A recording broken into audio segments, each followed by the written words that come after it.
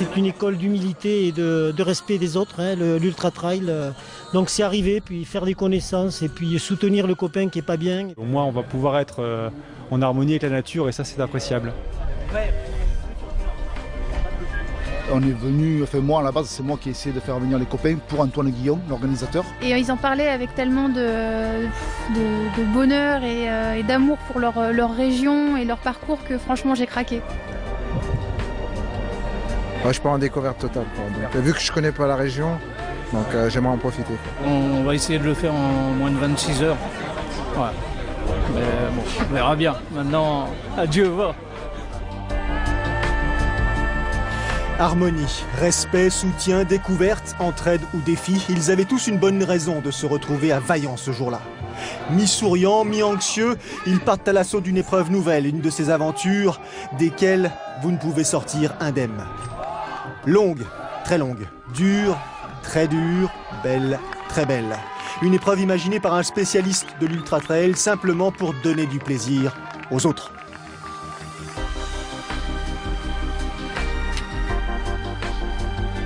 Ça a été dès le départ émouvant de voir partir 200 personnes sous notre responsabilité, donc à deux familles, les organisateurs. Et on est parti tout de suite sur l'idée d'une longue distance parce que ça s'y prête, beaucoup de variétés de paysages. On peut faire vivre quelque chose de très intéressant, c'est pas lassant. Même s'il y a effectivement la difficulté, voilà, les coureurs le disent d'eux-mêmes, c'est difficile, mais c'est très beau, ça valait le coup de venir. Vainqueur de la montagne hard, 3e du Grand Raid de la Réunion en 2009, Guyon aime les challenges et les aventures humaines. 6666 Occitane, retenez bien ce nom, 118 km, 6666 mètres de dénivelé positif au cœur du département de l'Hérault. On en est à peu près à la 458e barre de céréales.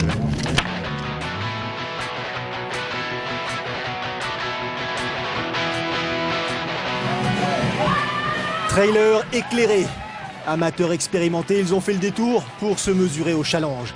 Depuis Vaillant jusqu'à Roquebrun en passant par la Coquillade, le Carou, la passerelle des Soupirs, le programme les a attirés comme des aimants et c'est sans doute ce que les néophytes ont du mal à comprendre. Et on a eu également beaucoup de bénévoles qui se sont présentés spontanément et qui ont tenu à participer, à nous aider. Et ils ont été très nombreux et ça a été pour nous une aide précieuse et les coureurs l'ont apprécié également. Par équipe de 2 ou 3. En solitaire, les 200 engagés prennent vite conscience de la nature environnante. Les montées succèdent aux descentes et vice-versa. Chemin étroit, rochers, branches, il faut tout anticiper. Devant, Pascal Blanc, Oscar Pérez-Lopez, Guillaume Bernard, Benoît de Préville, Philippe Verdier sont à portée de frontale les uns des autres à hauteur du portail de Mercoirol.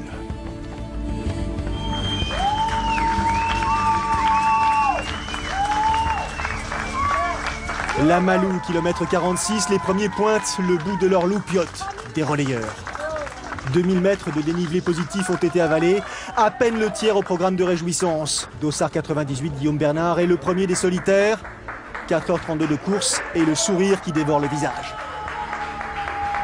On n'a pas beaucoup de kilomètres dans les jambes, donc l'idée c'était de partir à mon rythme, tranquillement. Et puis j'ai vu assez rapidement que ça se passait pas mal. Sûrement peut-être le parcours qui me correspondait bien, dans les petites descentes de sanglier, les parties roulantes. En fait, je savais qu'ils étaient toujours derrière avec Pascal Blanc. En fait, dans les descentes, je passais devant. Et dans les parties roulantes, il me rattrapait à chaque fois. Donc c'était comme ça depuis le début. Et moi, je m'étais fait à l'idée. Je m'attendais en fait à ce qu'ils me reprennent. À Colombières, ils sont 2 à sortir de la nuit ensemble. Pérez-Lopez a rejoint Bernard. Vainqueur du Grand Raid des Dentelles et du Trail Blanc en 2009, l'Espagnol est en confiance. Le Trail Blanc qui l'an prochain proposera une première mondiale. 80 km dans la neige des Pyrénées ariégeois, réservé à 50 coureurs. Alors comment ça se passe? Les crampes arrivent donc ça va être dur à la fin. Et là, ça ne m'étonne pas que les coureurs aient eu cette impression. C'était effectivement difficile. du rocher, du sol toujours instable, un peu de racines, il faut être attentif. C'est fatigant physiquement, c'est fatigant nerveusement, c'est fatigant mentalement parce qu'on ne sait pas si ça va être comme ça pendant 110 km ou s'il y aura un petit peu de répit. Le répit. À vrai dire, les coureurs n'y comptent pas, ou alors entre deux marches seulement. La montée vers le Karoo ne facilite pas les choses. Tous attendent le lever du jour et la lumière qui saura leur redonner un peu de vitalité.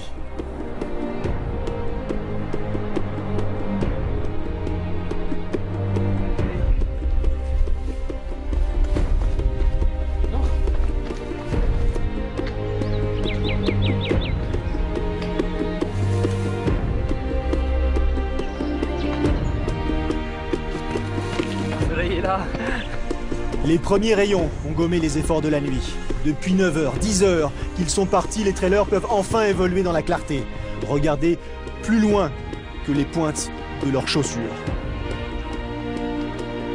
Les foulées se font plus sereines, les appuis plus confiants. Courir de nuit réclame une attention épuisante. La lumière apporte presque un peu de repos.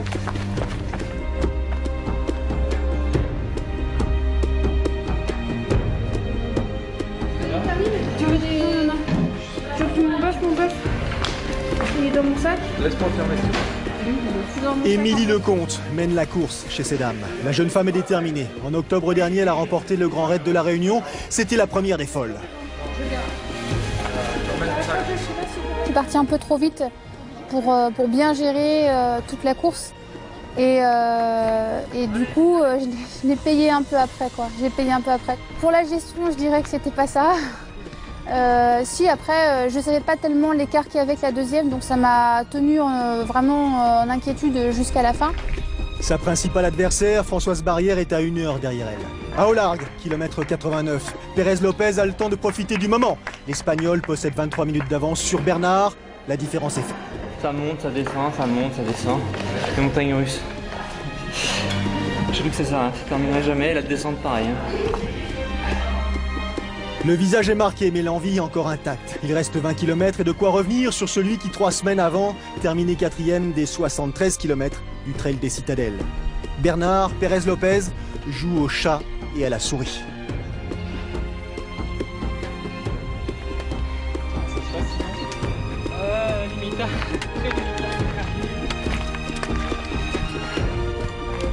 En retrait, les ambitions ne sont pas les mêmes, ni les allures d'ailleurs. La 6666 Occitane n'a pas surpris ses engagés, elle les a simplement enchantés. Très joli, très difficile. Et on va tâcher de rentrer comme on avait prévu pour l'apéritif. Ça va être dur.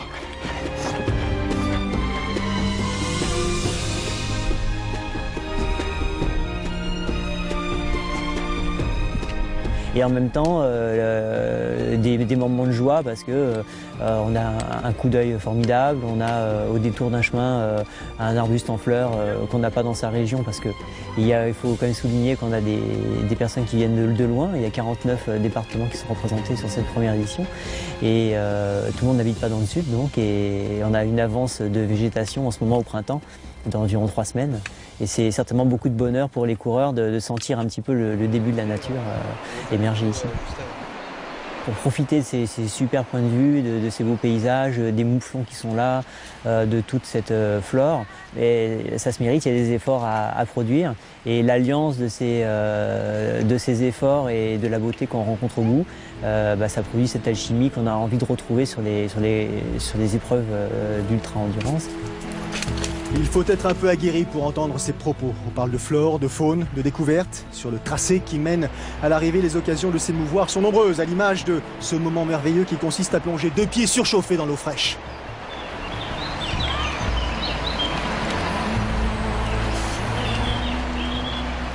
Ah, j'ai les jambes, je pense qu'elles sont tétanisées. Je ne sais pas comment va être la dernière descente, mais ça va être pas facile. Les derniers kilomètres ont été très éprouvants. Il y avait une partie qui permettait d'accélérer un petit peu, j'en ai profité pour prendre l'avantage sur mon poursuivant. Mais c'est vraiment un parcours magnifique, c'est une très belle épreuve. Une grande épreuve. Oscar Pérez Lopez baptise la 6666 Octitane. 15h33 pour venir à bout des 118 km. L'émotion est palpable.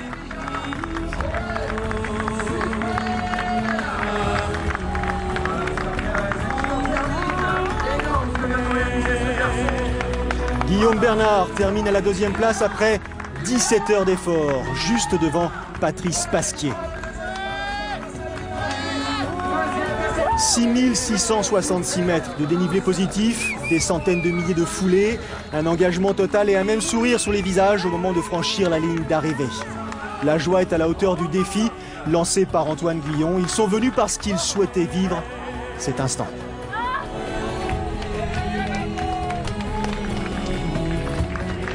Et avec quelques heures d'avance, joyeux anniversaire!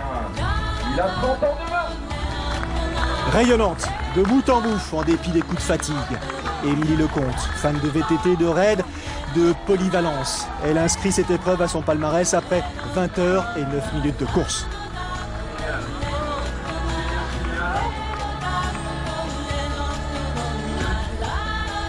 Deuxième place pour Françoise Barrière, 23 heures, 5 minutes.